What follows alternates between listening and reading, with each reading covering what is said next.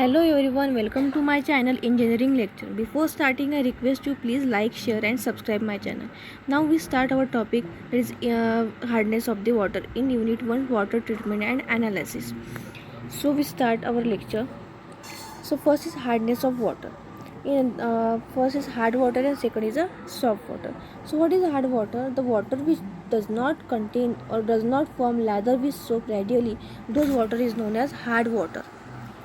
Here you can see water which contain the does not form any lather with soap, and the water have more impurity present in the water. It is due to the more impurity present in the water. Here calcium and magnesium present in the more amount in the water.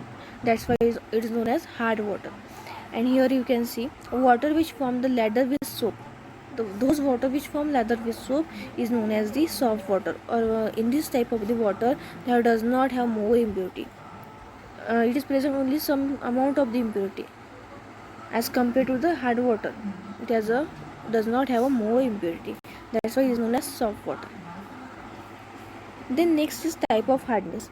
So there are two type of hardness, that is temporary hardness and permanent hardness. First is temporary, second is a permanent.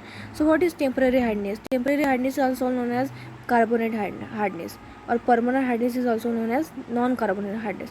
Why temporary hardness is also known as carbonate hardness? So because they are present in the carbonate or bicarbonate groups. Or why permanent hardness is also known as non-carbonate hardness, because they are not present in the carbonate or bicarbonate groups. So first we talk about the temporary hardness. So what is temporary hardness? It is caused by the presence of the dissolved bicarbonates of the calcium and magnesium and other heavy metals and the carbonates of the iron. That is caused by the presence of dissolved bicarbonates or carbonates of the iron of the calcium and magnesium and other heavy metal ions. So that's why it is known as temporary or carbonate hardness. Or it is responsible for the temporary hardness. Responsible salts, that is the calcium bicarbonate and magnesium bicarbonate. All the carbonates or bicarbonates groups are present in those hardness. Then second is a permanent or non-carbonate hardness. It is due to the presence in the dissolved chlorides and sulfates of the calcium and magnesium ion and other heavy metal ions. And the responsible salt for the permanent hardness is CaCl2, that is calcium chloride, magnesium chloride, magnesium sulfate, iron sulfate and aluminum sulfate. Also we note this point, that is the temporary hardness can easily removed by simple boiling process.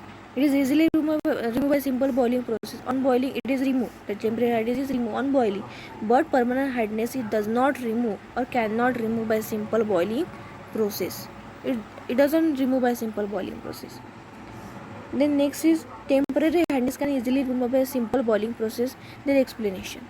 How can the temporary hardness can remove by simple boiling process? Thus, so on boiling, when bicarbonates are decomposed on boiling, these are the the bicarbonates. We can say these are the bicarbonates. On boiling, on heating, on boiling, the bicarbonate, that is a soluble bicarbonate. We can say that it is a soluble bicarbonate group, that is CaSO3/2, that is calcium bicarbonate, are decomposed. We get the insoluble calcium carbonate, water molecule and CO2 gas evolved. Insoluble, and this calcium carbonate are insoluble in water. On boiling, when bicarbonate are decomposed, when the calcium bicarbonate, that is example calcium bicarbonate decomposed yielding insoluble carbonates or hydroxide, we get the insoluble carbonate or hydroxide group. Here we get the insoluble carbonate, or here we get the insoluble hydroxide group. Second example, this is first. The second example is magnesium bicarbonate. On magnesium bicarbonate, on cooling, magnesium bicarbonate decomposed to the magnesium hydroxide, it is insoluble in water, or we get the two molecule of this CO2 that get involved in this process, get involved. So this is all about the temporary or permanent hardness. These are the temporary hardness can easily remove by simple boiling process. These are the explanation how the temporary hardness can easily remove by simple boiling process. This is all about the temporary, or we can say the hardness of the water. So thank you so much guys for watching my video. I hope you properly understand my topic. If you have any query or any problem regarding this video, then you can ask me or tell me in the comment box.